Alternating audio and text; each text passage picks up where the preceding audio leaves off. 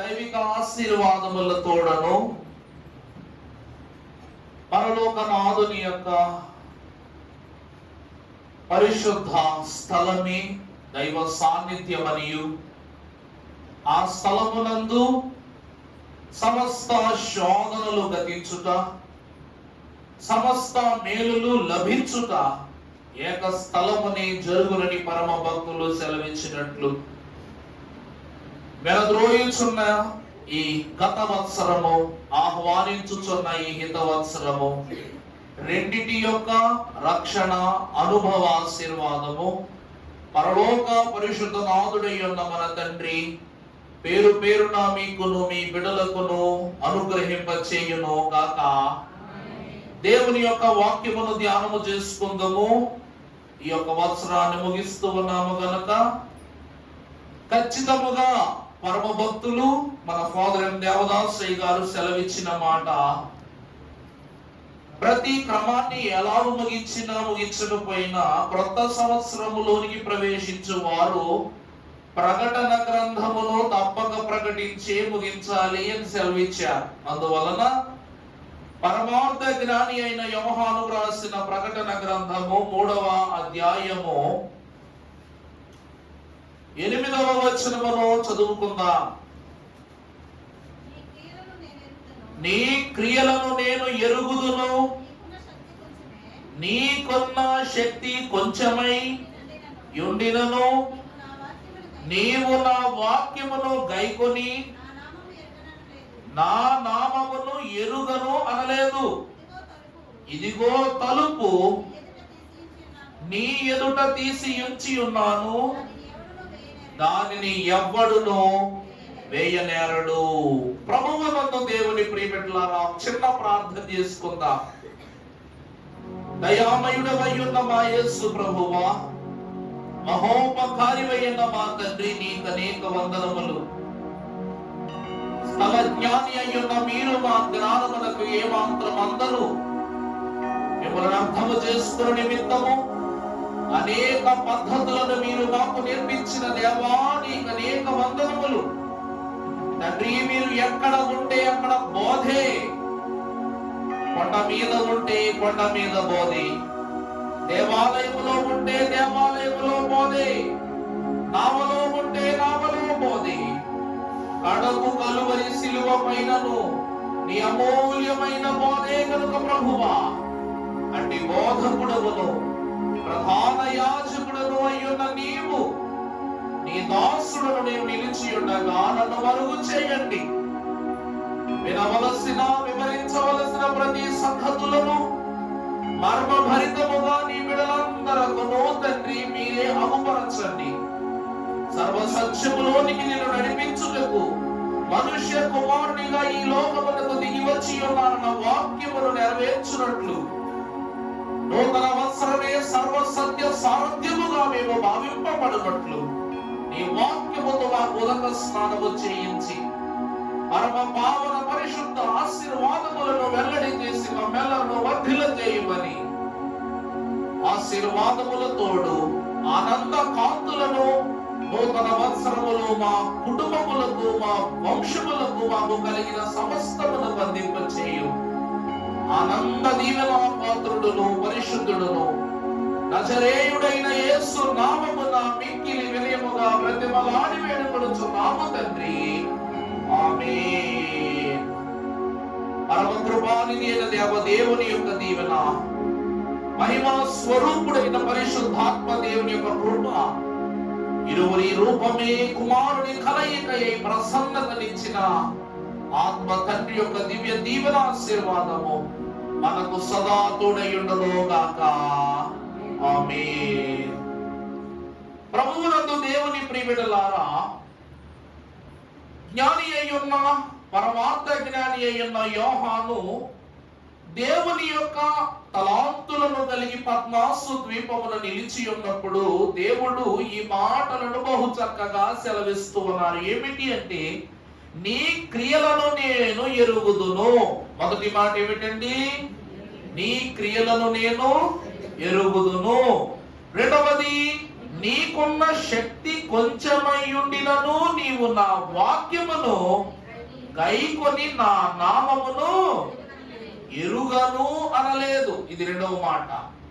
ఇక మూడవది చూచినట్లయితే, ఇదిగో తలుపు నీ యొదట తీసి ఉంచి ఉన్నాను, దానిని ఎవడును వేరు అనగా దానిని ఎవరు ఏం చేయలేరట, వేయనేరడు.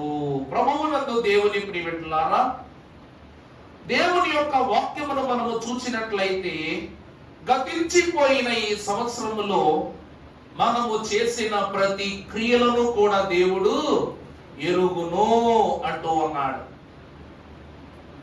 అలాగే రెండవ మాటలో మనము చూస్తే, నీవు శక్తి లేనివాడవైనప్పటికీ కూడా నా వాక్యమును గైకొను నిమిత్తము నీ తలంపు ఎలా ఉంది? శక్తివంతముగా మార్చుకుని నా వాక్యాన్ని వినటానికి నువ్వు ప్రయత్నిస్తున్నావు, అది కూడా నేను ఎరుగుదును అంటున్నాడు ప్రభు. దేవుని యందు ప్రియబిడ్డలారా, అసలు కొత్త సంవత్సరం ఎందుకు చేసుకోవాలి? మీకు ఒక మాట చెప్పాలి. 2 రోజుల క్రితం, 2 రోజులే కదండి గట్టిగా, మనకి ఆదివారం ఆరాధన అచ్చులు ఎన్ని రోజులు అయింది? 2 రోజులు, నిన్న మొన్న. 2 రోజుల క్రితం దేవాలయములో విందు ఏర్పాట్ల నిమిత్తము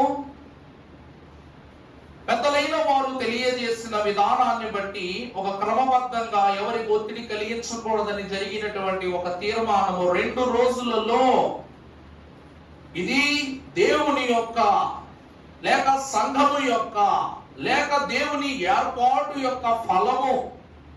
ఈ విషయములో ఆ క్రమము, విందు క్రమము జరిగి తీరాలని పెద్దలు పట్టుబట్టుటతోనే సకాలమునే అన్ని పనులు జరుగుట చాలా వింత, విడ్డూరము, ఆశ్చర్యం.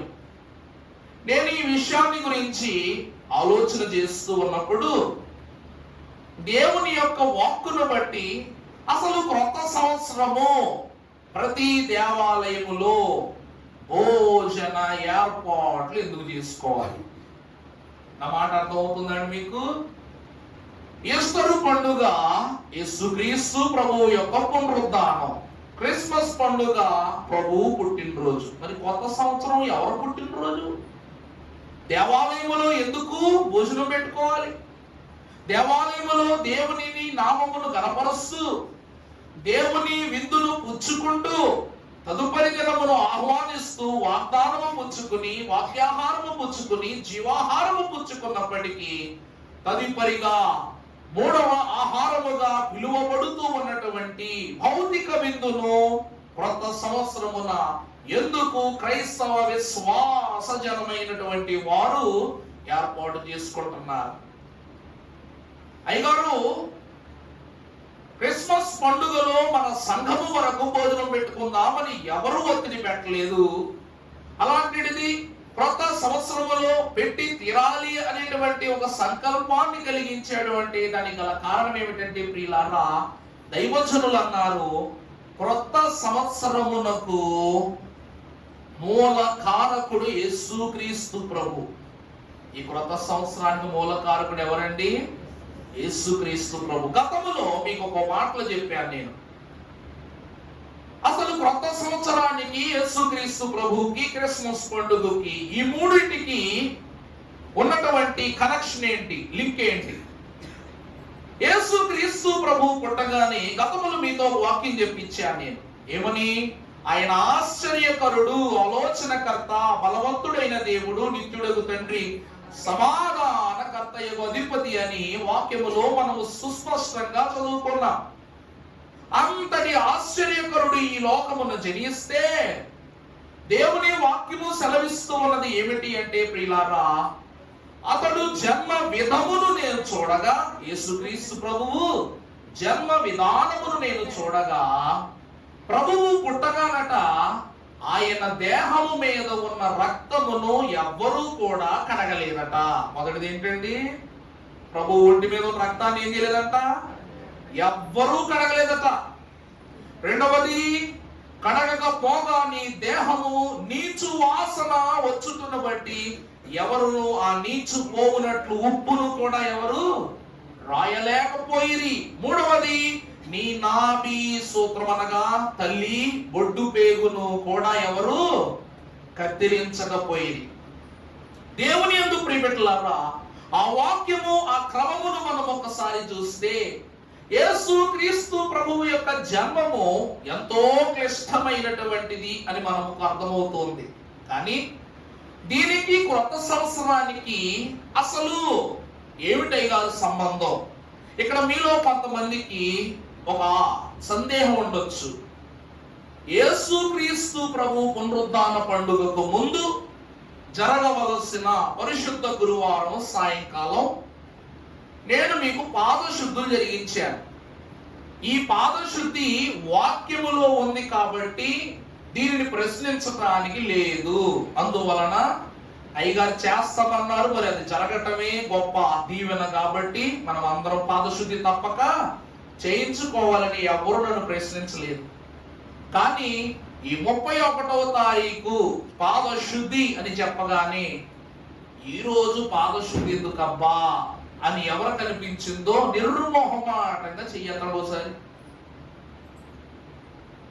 ఈరోజు అయ్యగారు పాదశుద్ధి ఎందుకు 31వ తారీఖు ఒకసారి ఎత్తుకున్నామా, తప్పులేదు. పక్కోళ్ళను చూసి దయచేసి ఇన్స్టాల్ చేయకు. ఎందుకంటే మీరు ఎత్తిన చేతులు వెనకాలే సమాధానం చెప్పాలి కాబట్టి దయచేసి ఇచ్చేసేయండి. దేవుడు దీవించును గాక. యేసు క్రీస్తు ప్రభువు తన చేతులతో మధ్యరాత్రి విందునందు ప్రతి శిష్యుని పాదములను కడిగి తనలో పాలు లభింపజేసిన దినము పరిశుద్ధ గురువారం అయితే, ఆనాడు యేసు క్రీస్తు ప్రభువు జన్మము తరువాత మన పిల్లలకు చూడండి, బిడ్డ పుట్టిన తర్వాత ఆసుపత్రిని తీసుకొచ్చాక ఇన్ని రోజులని పెట్టుకుని అన్ని రోజుల తర్వాత బిడ్డకు మొదటి నీటితో స్నానం చేయిస్తాం. తెలుసా మీకు? అక్కడ ఆసుపత్రిలో చేయించిన స్నానం కాదు, ఇంటికి వచ్చేసాక పిల్లాడికి ఇన్ని రోజుల తర్వాత ఏం చేస్తాం? స్నానం చేసి, ఉయ్యాల ఫంక్షన్ చేసి, కొత్త బట్టలు వేసి, వానికి కాటుక పెట్టి, బుగ్గ చుక్క పెట్టి ఎంత తంతులు అడుగుతాం మనం. దేవుని ప్రియబిడ్డలారా, మరి ఆసుపత్రి నుంచి వచ్చి రాగానే ఆసుపత్రిలో వ్యర్థాలు ఉంటాయి, బ్యాక్టీరియా ఉంటుంది, ఇవన్నీ ఉంటాయి కదా. మరి బిడ్డను తీసుకురాగానే ఇంటి దగ్గర ఎందుకు మనం మొట్టమొదటి క్రమాన్ని చెయ్యం? ఇన్ని దినాలని ఆగి, ఇన్ని రోజులని బిడ్డకు వ్యవధి పెట్టి అన్ని దినాలు తన దేహాన్ని మరి బ్యాక్టీరియాకి అప్పగించినట్ట కాదా? మరి ఇన్ని రోజులను ఎందుకు క్రమంగా పెడతాం? అది మీ పెద్దలకు మీకే విడిచిపెడతాం. కానీ యేసుక్రీస్తు ప్రభువు యొక్క జన్మ విధములకు వచ్చేసరికి ఏ తల్లైనా సరే బిడ్డ పుట్టగానే మొదటి తల్లి పాలను పడతారు. ఎందుకంట? ఆ తల్లి పాలకు అనగా మొట్టమొదట బిడ్డకు పట్టే తల్లి పాల యొక్క పేరు కలాస్ట్రం అంటారు. దాన్ని ఏమంటారండి? కలాస్ట్రం అంటారు దాన్ని. అనగా ఈ మొదటి పాల పొదుగులో బిడ్డ అందవలసిన సంపూర్ణ పోషణలన్నీ ఏముంటాయంట? అందులో ఉంటాయంట. అందుకే తొలి పాలు బిడ్డకు వెంటనే పట్టనిస్తారు. మనము కూడా ఆరోగ్యాల విషయంలో బహు ఇది కాబట్టి మనకు లేక తోడలున్నా పశువులున్నా కూడా అవి ఈని అనగానే ఏం చేస్తాం చెప్పండి? జున్ను పాలు తీసేస్తాం. 1 లీటర్ 2-3 లీటర్లు పాలు తీసేస్తాం. 1 లీటర్ జున్ను పాలకి సాదా పాలు ఎన్ని కలిపితే జున్ను అవుద్ది చెప్పండి? 3 లీటర్ల త్రిత్వానికి గుర్తుగా 3 లీటర్లు. ఈ జున్ను పాలుకి 3 లీటర్ల సాదా పాలు కలిస్తేనే ఏం కలుగుద్దంట? జున్ను తయారవుద్ది. దీన్ని జున్నుగానే ఎందుకు తినాలి? ఆ పాలు తెచ్చుకుని కాఫీ చేసి తాగొచ్చుగా, టీ చేసి తాగొచ్చుగా. ఎందుకు ఆలోచించారా ఎప్పుడైనా? ఆ పాలను తెచ్చుకుని ఫస్ట్ పాలు తెచ్చుకున్నాడు, అరే భలే ఉన్నాయి, ఇవి కొంచెం లైట్ గోల్డిష్ కలర్ లో ఉంటాయి. చూసారా మీరు ఎప్పుడైనా? పాలు చాలా గోల్డిష్ కలర్ లో ఉంటాయి, ఎల్లోయిష్ కలర్ లో ఉంటాయి. నేను అనుకునేవాడిని ఫ్రిడ్జ్ లో పెట్టి తీగానే ఆ కలర్ ఇంకా కూడా థిక్ అయిపోయేసరికి నేను అనుకునేవాడిని అది ఒక రకమైన సిరప్ ఏమనుకునేవాడిని. ప్రభునందు ప్రియులారా, అలాగూ తీసుకొచ్చినటువంటి పాలను సంపూర్ణమైన పౌష్టికతలు ఉంటాయి కాబట్టి దానిని ఒక రుచికరమైన, అది మనకు కూడా బలాన్ని ఇస్తుంది. మామూలు గేదె పాలు బలాన్ని ఇస్తాయి, ఎలాంటిది తొలి పొదుగు పాలు మరింత బలాన్ని ఇస్తాయి. కాబట్టి దూడకు కూడా పట్టనివ్వకుండా మనం ఏం చేస్తాం, ఆ పాలను తీసి తెచ్చుకుని జున్ను తినేస్తాం. దేవుని ప్రియబిడ్డలారా, మరి యేసు క్రీస్తు ప్రభువుకు మరియమ్మ గారు తొలి పాలు పట్టారా లేదా? ఇది ప్రశ్న. నేను అడుగుతున్న ప్రశ్న ఏంటంటే, బిడ్డకు అనగా పసికందుకు తల్లి మొదటి పాలు ఆరోగ్యం, చాలా బలం అని పెద్దలు ఆ కాలం ఈ కాలం వరకు అంటున్నారు. మరి ఆయన ఆశ్చర్యకరుడు, ఆలోచనకర్త. మూడవదేంటి? బలవంతుడైన దేవుడు అని బిరుదుగా అంచిన యేసు క్రీస్తు ప్రభువుకు తల్లి పాలు బలమా అచలమా అని అడుగుతున్నాను. ప్రభువుకు ఆ పాలు బలమా కాదా అని అడుగుతున్నాను. బలమా కాదా? బలం అన్నోళ్ళు ఎంతమంది చెయ్యత్తంటే, యేసు ప్రభువుకి మరియమ్మ గారి పాలు బలమే అన్నోళ్ళు చెయ్యత్తండి. ఒకటి ఎత్తలేక ఎత్తుతున్నారు. 1 2 3 4 5 6 ఓకే దించండి అమ్మా, సంతోషం. బలము కాదు అన్నోళ్ళు చెయ్యత్తండి. ఇప్పుడు ఎత్తండి అంటే ఎత్తున వాళ్ళు వదిలేసి దించిన వాళ్ళు అందరూ కూడా అది అనుకోవాలి. ఇప్పుడు బలం కాదనుకోవాలి. ప్రభువునంత ప్రియులారా, నిజమే, మీరు చెయ్యెత్తిన ప్రకారం యేసు క్రీస్తు ప్రభువుకు బలమే. ఎలాగునంట? శారీరక రూపంగా ప్రభువుకు బలం, కానీ ఆత్మానుసారంగా ప్రభువుకు బలము కాదు. అసలు తల్లి అయ్యున్న మరియమ్మ గారు యేసు క్రీస్తు ప్రభువును ముట్టుకోలేదట. ఎన్ని రోజులు తెలుసా? 8 రోజులు ముట్టుకోలేదంట. తండ్రి అయిన యోసేపు ముట్టుకొనలేదు. అనగా శరీరం ఇలా రాసుకోవటం, ఒక చర్మం మరొక చర్మం ఇలా తాకుడు జరగటం అవల వస్త్రంతో ఎత్తుకొని ఉండొచ్చు, కానీ ప్రభువు దేహము, మరియమ్మ దేహం గాని యోసేపు గారి దేహం గాని ఏం కలదంట? టచ్ అవ్వలేదండి. ఎందుకో చెప్పనండి, ఈ లోకములో తల్లి పాలు బిడ్డకు బలమని లోకపు తీరు చెప్తుంటే, తల్లి పాల ద్వారానే జన్మ పాపము పురుడు పోసుకుంటుంది బిడ్డలలో అని వాక్య గ్రంథం చెప్తూ ఉంది. నా మాట అర్థమైందమ్మా? బిడ్డకు తొలి ఆకలి లోకము నుండి కలుగుద్ది. ఈ లోకము నుండి కలిగిన ఈ ఆకలిని నివృత్తి చేయుటకు తొలిగా కన్న తల్లి యొక్క పాలు పట్టగానే ఆ యొక్క తొలి పాల కడలి యందు ప్రవహించు పాలైనటువంటి బిడ్డ తాగగానే తన దేహమంతా ఏమైపోద్దంట? లోకములోనికి చేరిపోతుందట. దేవుని యందు ప్రియబిడ్డలారా, అలాంటి పాలు ప్రభువు తాగుట ద్వారా ఆయన మానవుడు కాగలరేమో గాని దేవమానవుడు కాలేడు. అందును బట్టి 8 దినములు వాక్యము బట్టి చూస్తే ప్రభు అంటారు, జీవాహారమును నేనే అన్నారు. అలాంటి ప్రభువుకు అయ్యో 7-8 దినములు ప్రభువుకు ఆకలి వేయదా? పసికందు ఆకలి కలిగి ఉండడాని అనుకుంటే ఆయనే ఆహారం. ఆయన ద్వారా మనకు తృప్తి, గాని మనమిచ్చే పాల ద్వారా ప్రభువుకు తృప్తి లభించదు. కాబట్టి మరి అమ్మగారు తొలి పాలు ప్రభువుకు పట్ల, అలా పట్టలేని పాలను తల్లి యొక్క వేదనను బట్టి ఆమె ప్రసవించిన చోటును దాటి ఒక చోట ఆమె పాల యొక్క కడలి యొక్క పాలు చుక్కలు పడగానే అక్కడ ఉన్న ఒక కొండ, the valley of milk shepherd అనేటువంటి ఒక స్థలాన్ని రూపొందించింది అన్నమాట. అక్కడ చిన్న ప్యాకెట్స్ లో పాల పౌడర్ అమ్ముతారు. అంటే ఆ కొండంతా కూడా పాలు దొరుకుతాయి అన్నమాట. పాల పౌడర్ దొరుకుతుంది.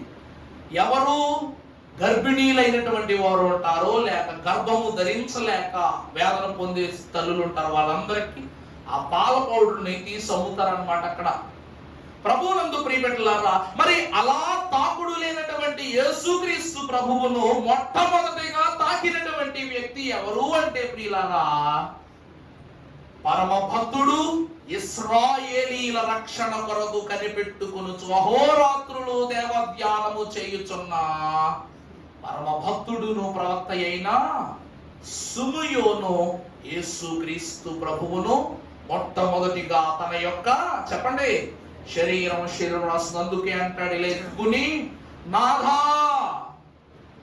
నీ మాట చొప్పున ఇప్పుడు నీ దాసుని నేనేం చేస్తున్నా, పోనిచ్చుచూ ఉన్నా. నీవు చెప్పిన దాని ప్రకారము అన్య జనులకు రక్షణకరముగా, ఇశ్రాయేలీలకు మహిమకరముగా, నీ జనులైన ఇశ్రాయేలీల నిమిత్తము నువ్వు కనపరచిన రక్షణేను కనులారా చూచితిని. అంటే మానవుడు దేవాలయమునందు ప్రతిష్ఠ చేయుట ద్వారా మానవుడు దేవాలయంలో ఏ మానవుడయ్యాడంట, దేవ మానవుడయ్యాడంట. అందుకే దైవజనులు అంటూ ఉన్నారు, ధన్యుడు దేవమానవుడు ధరణి జనులందరి కన్నా అన్యుడు ఎంతటి వాడైనా అతనికి సాటిరాడు. దేవుని యొక్క మహాగణమైన కృపను బట్టి ఆ దినమున యేసుక్రీస్తు ప్రభువుకు తొలి శుద్ధి జరిగింది. ఎక్కడో తెలుసా? దేవాలయంలో. మీకు ఫర్ సపోజ్ మీకు అర్థమయ్యేలా ఒక మాట చెప్తా. ఇన్స్టాగ్రామ్స్ లోను, యూట్యూబ్స్ లోను ఫార్మల్ రీల్స్ చూస్తూ ఉంటారు. అప్పుడెప్పుడేం చూడండి, విదేశాల్లో చిన్న పిల్లల్ని తీసుకొచ్చి పాస్టర్ గారి చేతిలో పెడితే ఒక హోలీ పాండ్ ఉంటుంది, అంటే చిన్న నీళ్లు, హోలీ వాటర్ ఉన్నటువంటి పాండ్ ఉంటుంది అన్నమాట. దానిలో బిడ్డను తీసి ఏం చేస్తారు, శుభ్రం చేస్తూ ఉంటారు. ఆ నీళ్ళతో ఏం చేస్తారండి, దానిని దేవాలయములో పసికందులను ప్రభువు ఎదుట ప్రతిష్ఠ చేయుట. అలాగున్న తొలి స్నానము యేసుక్రీస్తు ప్రభువుకి ఎక్కడ జరిగిందటండి, దేవాలయములో జరిగింది. ఆ దినమున మరియమ్మ గారు, యోసేపు ఇరువురు యేసుక్రీస్తు ప్రభువు నిమిత్తము దేవాలయములో విస్తారమైన విందు ఏర్పాటు చేశారంట. ఏం చేశారండి, విందు ఏర్పాటు చేశారు. మీకు బాగా అర్థం అవ్వాలంటే మీరు దేవాలయములో వేలం పాట వేయిస్తారు, గుర్తుందా? మరి ఆ వేలం పాట ఎవరు కనిపెట్టారండి? ఎవరినైనా చూసి నేర్చుకున్నామా మనం? వాక్యానుసారమే. అనగా దేవునికి నా బిడ్డను ఇంత మట్టుకు, ఇంత లెక్కకు అప్పచెప్పుట, ఇంత వెల ఇచ్చి నా బిడ్డను దేవుని వద్ద నుండి పుచ్చుకున్నట, దేవ మానవునిగా పుచ్చుకున్నటాను క్రమమే ఈ వెల. ప్రభువునందు ప్రియులారా, ఆ దినమున ప్రభువు పేరిట చేసిన విందే ఈ 8వ దినమును లెక్క వేసుకుంటే 25 ప్రభు పుట్టుక దినము, 26, 7, 8, 9, 30, 31, రేపెంత, 1వ తారీఖు. మొత్తం ఎన్ని రోజులు? 8 రోజులు. యేసుక్రీస్తు ప్రభు అంతటి పరిశుద్ధుడైన నరుడే దేవమానవుడు ఎగుటకు పట్టిన కాలాంతము 8 దినములు, అనగా విశ్రాంతి దినము నుండి విశ్రాంతి దినము వరకు. ప్రభునందు ప్రియులారా, అలాగున ఎప్పుడు దేవాలయములో యేసుక్రీస్తు ప్రభు ప్రతిష్ఠ చేయబడ్డారో ఆ ప్రతిష్ఠ ద్వారా క్రొత్త నిబంధన కాలము ఆరంభమైంది. నా మాట అర్థమైందండి? నూతన నిబంధన కాలం ఆరంభమైంది. అందుకే నీ జనులైన ఇశ్రాయేలీలకు నువ్వు కనపరిచే రక్షణ నేను కన్నులారా చూచితినన్నాడు మా మహాభక్తుడు. అందుకే యేసుక్రీస్తు ప్రభువుకు జరిగిన తొలి శుద్ధి. ఈరోజు మనం ఎవరము?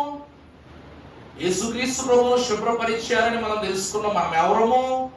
ప్రభువు చేత శుద్ధి చేయబడిన వారము గనక ప్రభు అంటున్నారు, యేసుక్రీస్తు ప్రభు పొందిన జయమే ఎల్లవారికి అవును, కోరిన ఎల్లవారికి అవును, వేడిన ఎల్లవారికి అవును, నమ్మిన ఎల్లవారికి. మరి యేసుక్రీస్తు ప్రభు పొందిన శుద్ధే ఎల్లవారికి అవును, ఆ శుద్ధి కోరిన ఎల్లవారికి అవును, ఆ శుద్ధిని వేడిన ఎల్లవారికి అవును, ఆ శుద్ధిని నమ్మిన ఎల్లవారికి అవును. ప్రభువునందు దేవుని ప్రియబిడ్డలారా, ఆ శుద్ధి దేవుని ద్వారా కుమారుని యందు మనందరకు అందింపబడింది. మనము చూసినట్లయితే వాక్యములో మనము చూసినప్పుడు ప్రభు అంటున్నారు ప్రకటన గ్రంథములో, నీ క్రియలు, చదువునా, నీ క్రియలు నేను ఎరుగుదును. ప్రభు అంటున్నారు నీ క్రియలు నేను ఎరుగుదును అంటే కీర్తనకారుల ద్వారా ప్రభువు సెలవిస్తారు. ఎక్కడ 139వ దావీదు కీర్తనలో, నేను తినుటయు త్రాగుటయు లేచుటయు నడుచుటయు అన్నియు నీవు నన్ను పరిశోధించి తెలుసుకుంటున్నావు అని కీర్తనకారుని ద్వారా రాయించాడు దేవుడు. అందువలన ఈ గత వత్సరములో ఉన్న ప్రతి క్రియలోనూ మనము చేసిన ప్రతి పని దేవుడు బాగుగా ఎరిగిన వాడై ఉన్నాడు. అలాగుననే ఆయనకు మరింకేం తెలుసు అంటే, ప్రియులారా, నీకున్న శక్తి కొంచెమై ఉండినను నీవు నా వాక్యమును గైకొని నా నామమును ఎరుగననలేదు. ఈరోజు బైబిల్ పట్టుకుని దేవాలయములో మనం కూర్చున్నాం, మనం పరిశుద్ధులము అని అనుకుంటున్నాం, గొప్ప భాగ్యమే. మరి బైబిల్ పట్టుకొనక గృహాల్లో కూర్చున్న వాళ్ళు ఎవరు? బైబిల్ పట్టుకుని దేవాలయమునకు రాక వీధిలో సంచరించి సహవాసం చేస్తున్న వాళ్ళు ఎవరు? వాళ్ళు పరిశుద్ధులా కాదా? చెప్పండి. నేను అడిగిన ప్రశ్న మీకు అర్థం కాదా? దేవాలయములో కూర్చున్న మనము పరిశుద్ధులము, ఓకే, ఒప్పుకుంటాను. మరి బైబిలు పట్టుకొనక దేవాలయమునకు రాక దేవుని మాట వినక దేవుని గురించి సమస్తము తెలిసిన వారెవరో?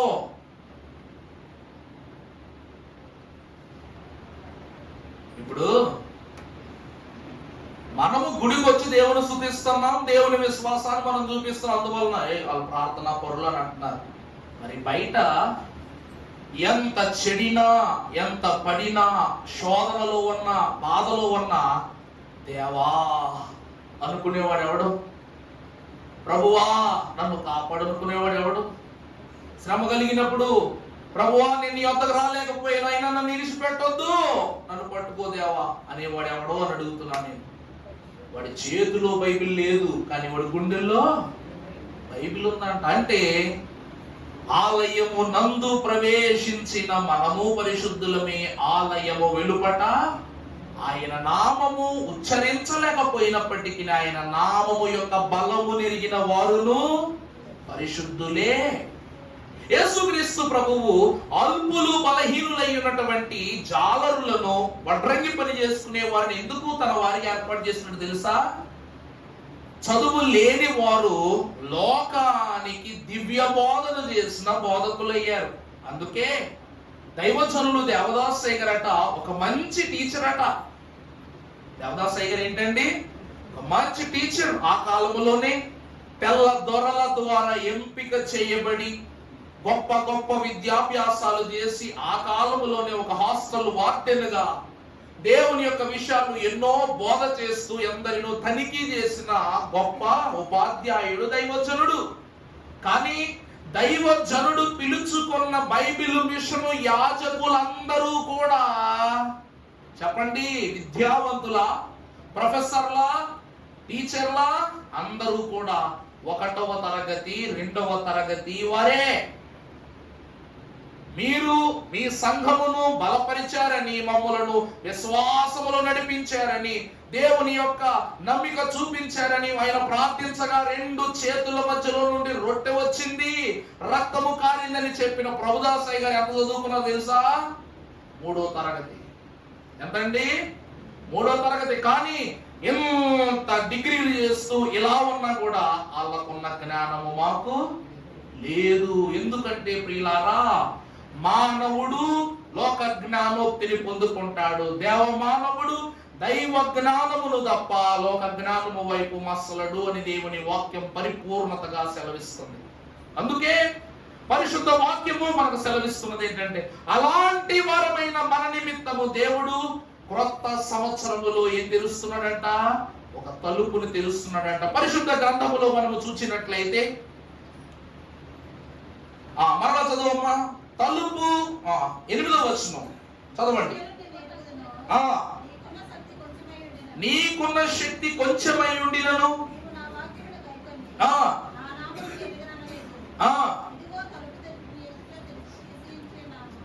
తలుపు నీ ఎదుట తీసి ఉంచి ఉన్నాను. చాలండి ప్రభునందు ప్రియులారా, ప్రభువు క్రొత్త సంవత్సరము అను తలుపును తీసి ఉంచి ఉన్నారు. ఆ తలుపును ఎవడును వేయనేరడు. మరి క్రొత్త సంవత్సరం అయితే వచ్చేసింది, తలుపు అయితే ప్రభువు తీశారు. మరి దానిలోనికి ప్రవేశించడం ఎలా? రేపు ముందెలా ఉండదో మనకు తెలియదు. అసలు రేపు ఉదయకాలము నుండి ఒక రోజు ఎలా గడుస్తుందో మనకు తెలియదు. కాబట్టి ప్రభువు అయిన దేవుడట మన తండ్రి గారి ద్వారా చర్మం రాయించారు. నీకు తోడయ్యుంటిని, నీ మనవిని ఆలించియుంటిని, అన్నిటి నుండి నిన్ను ఆదరించిన తండ్రిని ఆనందముతో స్తోత్రించుము, నీవే అని నమ్మిక యేసు నాకు. యెషయా గ్రంథము 45వ అధ్యాయము 2వ వచనం మనం ఒకసారి చదువుకున్నట్లయితే, నేను నీకు ముందుగా పోవుచున్నాను. చదవడమ్మా. పోవచ్చు. ప్రభువు చూడండి, తలుపు తీసిన దేవుడే మనకంటే ముందే ఆ వత్సరములోనికి ప్రవేశించి మెట్టగా ఉన్న స్థలములను సరాళము చేసేదను, ఇత్తడి తలుపులను పగులగొట్టెదను, ఇనప గడియలను. ఏమండి, ఇత్తడి తలుపులు అంటే ఏంటి? ఇనప గడియలంటే ఏంటి? మనము వాక్యములో చదువుకుంటాం. ఇత్తడి దేనికి గుర్తు అనగా స్వస్థతకు గుర్తు. ఇత్తడి దేనికి గుర్తు అండి? ప్రభువు మోషే కాలములో సర్ప విషము ద్వారా విషమయమైపోయిన ఇశ్రాయేలు నిమిత్తమును ఒక ఇత్తడి సర్పాన్ని చేయి, దానిని చూచిన వారు బ్రతుకుదురని సెలవిచ్చాడు. ఇత్తడి సంఖ్యలను ఏం చేస్తాను నేను? ఇత్తడి తలుపులను పగలగొడతానండి. దాని అర్థం ఏమిటంటే ప్రియులారా, అనారోగ్యమే కలగనటువంటి గొప్ప స్వాస్యాన్ని ఇస్తా. రెండవది, ఇనుప గడియలను విడగొట్టించేందుకు. ప్రభునందు ప్రియబిడ్డలారా, ప్రతి మానవుడు కూడా ఈ దినమున బంధింపబడిన వాడి పాపము ఘోరమైన ఇనప సంఖ్యల వంటివి. అపోస్తుల కాలములో పేతురు మహాభక్తుని బంధించినప్పుడు సంఖ్యలను విడదీసేశాడు దేవుడు. పౌలు శీలలైనటువంటి వారిని తప్పించి వేశాడు దేవుడు. అలాగునే సంసోను మహాభక్తుడు, అతడు తన జీవిత కాలమందు గడించినటువంటి గొప్ప నమ్మిక కన్నా ఆఖరి క్షణమున దేవుని ఆర్జించగా అతడు తన సంఖ్యలను తెంపుకోగా కోట ఏమైపోయిందంట? చిన్నాభిన్నమైపోయిందంట. ప్రభు అంటున్నారు, అటువంటి పాపపు ఇనప గడియల్ని నేను ఏం చేస్తాను? నీ యొద్ద నుండి విడగొట్టేస్తానని ప్రభు అంటున్నారు. అంటే పాపమును విరచి రోగములను హరించి సంపూర్ణమైన విశ్వాస ఆరోగ్య జనముగా దేవుడు నిన్ను ఆశీర్వదిస్తానంటాడు. అందుకే మనము చూసినట్లయితే క్రొత్త సంవత్సరము ఎలాంటిదిగా ఉండాలని ప్రభు ఆశిస్తున్నారంటే ఆరోగ్యకరమైన పాపరహితమైన వత్సరముగా ఉండాలి అన్నది ప్రభు యొక్క ఆశ. అలాంటి తలుపులు నీకు నేను తెలుస్తున్నాను క్రొత్త సంవత్సరంలో అంటున్నారు. త్వరపడదాం, ఒక 10 నిమిషాలు ముగింపు చేసుకోవాలి. పరిశుద్ధ గ్రంథముల అపోస్తుల కార్యముల గ్రంథము 14వ అధ్యాయం 27వ వచనం చదువు నాన్న. వారు వచ్చి సమకూర్చి దేవుడు తమకు తోడైండి చేసిన కార్యములన్నీ అన్యజనులు విశ్వసించుటకు ఆయన ద్వారము తెరిచిన సంగతి వివరించిరి. చాలండి. ఈ తలుపు ఏ తలుపు అంటే విశ్వాసాన్ని చూపించే తలుపు. ఈ తలుపు ఏ తలుపు అమ్మా? అనగా నీకు రోగములు అంటవు, పాపములు అంటవు, నేనున్నాను నీకు తోడంటే అబ్రహాము వలె ఆయన బిడలమైన మనకు కలిగే గొప్ప స్థితి విశ్వాసము. ప్రభు అంటున్నారు, అబ్రహామా నీకు సంతానాన్ని ఇస్తాను నేను ప్రభు అనగానే అబ్రహాము వెంటనే అనుకున్నాడు, ప్రభు అన్నారంటే ఇంక జరిగి తీరుతుంది అంతే. విశ్వాసము నిలబడిపోయింది అక్కడ. కానీ ఆ నమ్మకము ఆమె భార్య శారకు లేకపోవటమే ఆలస్యమైంది. ప్రభువు ఎప్పుడైతే అబ్రహాము యొద్దకు వచ్చి నీ కుమారుని ఇస్సాకు నాకు బలిదానంగా అర్పణించి అనగానే వెంటనే చిత్తం ప్రభువా అన్నాడంట. చిత్తం ప్రభువా అనిన తదుపరి క్షణమే అబ్రహాము విశ్వాసం వెళ్ళి కొండ పైన బలిపీఠాన్ని ఏర్పాటు చేసేసిందంట. అర్థమైందండి? ప్రభువుకు మాట ఇవ్వగానే అబ్రహాము తన కుమారుడు కంటే ముందు తన విశ్వాసం వెళ్ళి కొండెక్కి కూర్చుందంట. అందుకే దేవుడు నీకు ఈ నూతన వత్సరములో రోగములు లేని, అనారోగ్యములు కలగని, పాపములు చేరని జీవితాన్ని ఇస్తానని ఆయన తెలియజేశాడంటే ఆయన చెప్పిన మాట పైన మనకేముండాలి? విశ్వాసం ఉండాలి. ఇదే తలుపు అంటే విశ్వాసాన్ని సూచిస్తున్న తలుపు. రెండవదిగా మనము చూసినట్లయితే పరిశుద్ధ గ్రంథముల నుండి 12వ అధ్యాయం అపోస్తుల కార్యములు 16వ వచనం చదువునన్నా. ఇకను వారు తలుపు తీసి అతనిని చూచి విభ్రాంతి నొందిరి. ఇదే మనము చూసినట్లయితే ప్రియులారా, పేతురుకు ఏ విషయములో అనగా చెరసాలలో ఉన్న పేతురు కొరకు ప్రార్థించగానే ఎక్కడ ఉన్నాడో తెలియనటువంటి పేతురు అలా నడుచుకుంటూ వచ్చి తలుపు తట్టి సంఘం వైపు చూడగానే వాళ్ళు వెంటనే ఆశ్చర్యపోయారట. అసలు దేవుడు ఈ ఇనప కళ్యాలు, ఈ యొక్క ఇత్తడి తలుపులను విరగొట్టగలిగే గొప్ప స్థితిని దేని ద్వారా ఇస్తాడంటే రెండవది ప్రార్థన ద్వారా. ప్రార్థన ద్వారా. దానియేలు గ్రంథము 6వ అధ్యాయము 10వ వచనం చూసినట్లయితే పరమ భక్తుడైన దానియేలు తన యొక్క విషయం ఇట్టి శాసనము దానియేలు తెలుసుకొనినను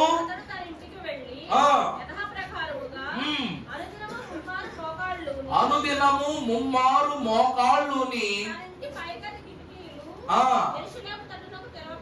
యెరూషలేము తట్టునకు తెరవబడి ఉండగా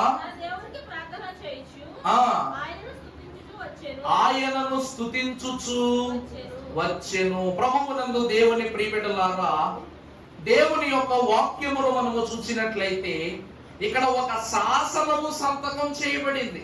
అది మనము ఎరిగిన వారమే. ఆ శాసనము ద్వారా దేవుడు పరమ భక్తుడైన దానియేలుకు తోడై ఉన్నాడని అతను విశ్వసించి, మీ శాసనముల కన్నా నా దేవుని యొక్క నిర్ణయము గొప్పదని గ్రహించి ఏం చేశాడంట? యథాప్రకారమే ప్రార్థన చేసేసుకుంటున్నాడంట. ప్రభునందు ప్రియులారా, దేవుడు మన యందు కార్యం చేయటం కన్ఫర్మ్. మరి విశ్వాసిగా మనము చేయవలసిన ఒకే ఒక పని ఏమిటంట? ప్రార్థన. అందుకే దైవజనులు పాటలో రాశారు, ఏకాంత స్థలము కోరుము దేవుని ప్రార్థింప, ఏకాంత స్థలము చేరుము. ఏకాంత స్థలము చేరి మోకాళ్ళ మీద నుండి లోకాశాలను మదికి రాకుండగా చూచుకొనుము. ఏకాంత స్థలము కోరుము దేవుని ప్రార్థింప, ఏకాంత స్థలము చేరుము. ప్రభువునందు ప్రియులారా, ఆయన ప్రార్థనే మనకు మన రక్షణ నిమిత్తము తెరవబడిన తలుపై ఉన్నదని ప్రభు అంటున్నారు. ఇక మూడవది మనము చూసినట్లయితే యోహాను సువార్తలో మనకు బాగా పరిచయం ఉన్న వాక్యమే 10వ అధ్యాయం 9వ వచనంలో ప్రభు అంటున్నారు. చదువునన్నా. నేనెవరిని అంటే 2025లోనికి ప్రవేశించబోతున్న మనకు మరి కొన్ని గడియలలో నూతన వత్సరపు తలుపు తెరుచువాడు, తెరిచేవాడు, తలుపే అయి ఉన్నవాడు ఎవరు? యేసుక్రీస్తు ప్రభువు. నేనెవరిని? ద్వారమును. తర్వాత నా ద్వారా ఎవడైనను ఎడలా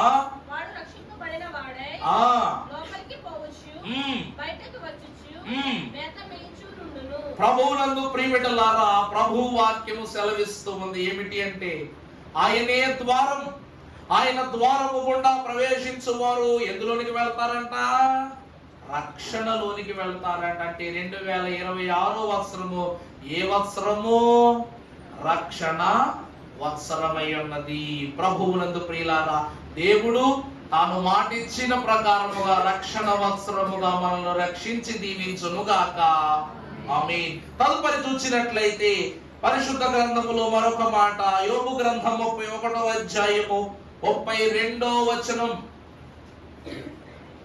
31వ అధ్యాయం 32వ వచనం. నాన్న, పరదేశిని నా ఇంటి వీధి తలుపులు దేవుడు నిన్ను రాబోయే వత్సరములో లోకము మీదకు విడిచిపెట్టడట. వాక్యం ఏమంటుందంట? ఆయన ఎవరు అనగా, నేను పరిచర్య చేయుటకు వచ్చిన వాడిని గాని చేయించుకొనుటకు వచ్చిన వాడను కాను. అందువలన లోకములో ఎవరైతే ఎలాగునైతే సంచరించుచూ ఉందురో వారందరినీ కూడా తన తలుపును తెరచి తన సన్నిధిలోనికి ఆహ్వానించుకుని భద్రపరిచేటువంటి దీవెన వత్సరము 2026వ వత్సరముగా దేవుడి ఇవ్వాలదే పరిచర్య చేయు తలుపై ఉన్నది. ఉదాహరణ చూస్తే, తప్పిపోయిన కుమారుడు తిరిగి అన్ని తలుపులు తిరిగి ఎక్కడికి వచ్చాడు? చివరికి ఏమండి? స్నేహితుల దగ్గరకు, బంధువుల దగ్గరకు, చెడు దగ్గరకు ప్రతి తలుపు తట్టాడు. చివరికి పందులతోటి తలుపు కూడా తట్టాడు. చివరికి ఎక్కడెక్కడ తిరిగి ఎక్కడికి వచ్చాడంట? తండ్రి తలుపు దగ్గరికి వచ్చాడు. వచ్చిన కుమారుణ్ణి వెళ్ళిపో అన్నాడా? ప్రశస్త వస్త్రమును కప్పి కుమారునికి అంగుళీకము తొలగించి ఆహ్వానించుకున్నాడు. అలాగని ప్రభువు కూడా లోకమంతయును ఉయ్యాలో లోపరచుకునవలయను ఉయ్యాలో అనేగా రాశారు. అలాగే లోకమంతటి దీన స్థితి నుండి మనలను వేరుపరచి తన దయగల ఆత్మగల కార్యమును నిర్దేశించున్నట్లు దేవుడు తన యొక్క సన్నిధి అని తలుపులోనికి ఏం చేస్తాడంట? ఆహ్వానిస్తాడు. వాక్యములో మనం చూస్తే కీర్తనకారుడు అంటాడు, ఇది యెహోవా గుమ్మము. ఇదే గుమ్మం అంట? యెహోవా గుమ్మము. ఈ యెహోవా గుమ్మములో ఎందరు నిలిచియుందురో వారందరూ ఆశీర్వదింపబడుదురు అన్నారు. ప్రభునందు ప్రియులారా, ఈ వత్సరాన్ని దేవుని గుమ్మములోనే ముగిస్తున్నాం, దేవుని గుమ్మములోనే ఆరంభిస్తున్నాం. మరి ఇదే గుమ్మం, ఏ గుమ్మం చెప్పండి? దేవుని పరిచర్యను అందిస్తున్న గుమ్మం. అందువలన ఆయన తన సన్నిధిలో పరిచర్య చేస్తారు తప్ప పరిచర్య చేయించుకోరు. ఇది మరొక సంగతి. చివరిగా మనము చదువుకున్నట్లయితే పరిశుద్ధ లేఖన భాగములో నుండి మలాకీ గ్రంథం 3వ అధ్యాయము 10వ వచనం చదువుకుంటే, నా మందిరములో చదువు తల్లి, ఆహారము ఉండునట్లు 10వ భాగమంతయు నా మందిరపు నిధిలోనికి తీసుకుని రండి. దీని చేసి ఆకాశ వాకిట్లను విప్పి పట్ట జాలనంత విస్తారముగా దీవెనలను కుమ్మరించదనని సైన్యములకు అధిపతియగు యెహోవా అమలారా. మనము ఈ వత్సరాన్ని ముగిస్తూ నూతన వత్సరమును ప్రవేశించి రేపు ప్రార్థన పూర్తి చేసి మనము చేసే గొప్ప పని ఏంటో తెలుసా అండి? దేవాలయంలో దేవుని విందు, దేవుని పేరిట పొయ్యలిగిచ్చి, దేవుని పేరిట విందును ఆరంభించి, దేవుని పేరిట ప్రార్థన విజ్ఞాపనలతో ప్రభువును శోధించటం వలన దేవుడు ఏం చేస్తున్నాడంట? ఆయన ఆకాశ వాకిట్లను విప్పి పట్టజాలనంత విస్తారమైన దీవెనలను ప్రభువు కుమ్మరిస్తానంటున్నాడు. దేవుని ప్రియబిడ్డలారా, దేవాలయములో వెలిగించే పొయ్యట మన హృదయములు, మన జీవితములలో అక్షయ పాత్రగా మారుస్తానంటున్నాడు దేవుడు. అంటే ఎంత తినినను తరగదు. కరోనా కాలంలో తిండికి కష్టం పెట్టాడు దేవుడు మనకి. చెప్పండి, మనం గుమ్మం దాటలేదు కానీ అన్ని గుమ్మంలోకి తెచ్చాడుగా. దేవా, నువ్వు ఎక్కడున్నావు అని అడుగుతున్నావు. నువ్వు ఎక్కడున్నా ఆయన ఇచ్చినవన్నీ నీ కడకే వచ్చినట్లుగా చేశాడుగా దేవుడు. మరి ఇంకా దేవుడు నువ్వు ఎక్కడ వెతకాలి? దైవజనుడి యొద్దకు వచ్చి మాట్లాడితే ఆయన ఎక్కడ లేడో చెప్పు, అక్కడికి వెళ్ళి వెతకాలి. ఆయన అక్కడనూ ఉన్నాడు, ఇక్కడనూ ఉన్నాడు.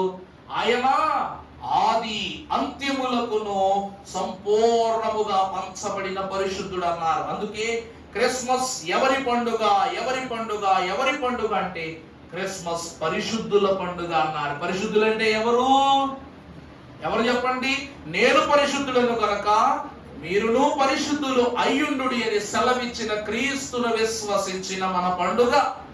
అమ్మో, మా బిడ్డలు అక్కడ నాట్యం చేస్తున్నారు, నేను నమ్మినా నమ్మకపోయినా నా బిడ్డలు అక్కడ కనబడుతున్నారంటే నా బిడ్డలు ఆ సన్నిధిలో, ఆ సహవాసములో కనబడటాన్ని బట్టి నీలో పుట్టించుకున్న ఆలోచన పేరే పరిశుద్ధత.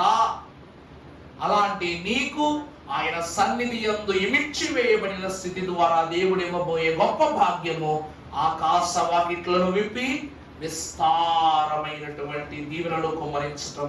చివరిగా నా మాటలు ముగిస్తూ ముగింపు వచనాన్ని తెలియజేస్తున్న లూకా సువార్త 6వ అధ్యాయము 38వ వచనం చదువుకుందాం. ఇయుడి, చదవండి అన్న. ఇయుడి, అప్పుడు మీకు ఇవ్వబడును, అణిచి కుదిలించి దిగజారునట్లు నిండు కొలతను. మీరు ఏ కొలతతో కొలుతురో ఆ కొలతతోనే మీకు మరలా కొలవబడునని చెప్పాను. ప్రభువునందు దేవుని ప్రియబిడ్డలారా, క్రొత్త సంవత్సరంలో ప్రవేశించబోయే మనము దేవుని సన్నిధిలో మొదలు పెట్టిన ఈ విశ్వాసం దేవునితోనే కొలత వేసుకుంటూ ముందుకు వెళ్ళామా, దేవుడు మొత్తం సంవత్సరం అంతా దీవెనిస్తాడు. అవి లేదు, లోకములో సోకుతో మొదలు పెట్టా నేను నా రోజును అనుకున్నావా, వెంటనే ఏమైపోద్దంట చెప్పండి. దేవునితో మొదలు పెడితే దేవుడే కొలత వేస్తాడు. సాతాను క్రియలతో కొలత వేయబడితే సాతానుడే కొలత వేస్తాడు. అందుకే మీ మీ క్రియల చొప్పున నేను ఏమిస్తాను, జీతం ఇస్తానన్నాడు దేవుడు. అంటే కొలత వేసి జీతం ఇస్తానని ప్రభు అంటున్నారు. అందుకే ప్రియబిడ్డలారా, ఈ పరిశుద్ధ ఆనంద మాస ముగింపుతో నూతన మాస ఆరంభమునకు పురద్వారి అయి ఉన్న దేవదేవుడు మనందరకును కేవలము క్రొత్త సంవత్సర ద్వారము మాత్రమే కాదు, రక్షణ రాకడ ద్వారములను కూడా తెరచి మన క్రొత్త వత్సరమును హితవత్సరముగా, వ్రతవత్సరముగా, దేవుని ఆశీర్వాద వచన పరిశుద్ధ వత్సరముగా దేవుడు మనకు ప్రాప్తితము చేసి దీవించును గాక. దయామయుడా, పరిశుద్ధుడు అయ్యున్న మా తండ్రి, నీకు అనేక వందనములు. వచ్చి వేసిన దేవుని సభకు చేరుదము రండి, త్వరగా యేసుని కలుసుకొని విని దొరలవుదము రండి అన్నారు గనక ఈ సమయమున నీ సభకు వచ్చాం, నీ సభలో చేరాం తండ్రి. విన్న వాటిని, కన్న వాటిని తలపోసుకున్నాం. ఇక నూతన వత్సరములో నీ శుద్ధి ద్వారా దొరలగుటకు సిద్ధపడిన మాకు నీ ఆశీర్వచనములను అందింపచేసి పటజాలని నీ ప్రేమ మాపై కుమ్మరింపజేసి మహిమ పొందుమని, మహిమ కార్యములు జరిగింపచేయించు. మహనీయుడ ఈ లోకమునకు మాదిరి కనపరచుటకు నూతన వత్సర కాంతిని మాపై శుద్ధి ద్వారా ప్రకాశింపజేయనయున్నాం. యేసు నామమున మిక్కిలి వినేముగా ప్రతిమలాడి వేడుకొనుచున్నాము తండ్రి, ఆమేన్. ప్రభువు దీవించి ఆయనే మహిమ పొందును గాక. అందరికీ మరణాత మరణాత. సంతోషం.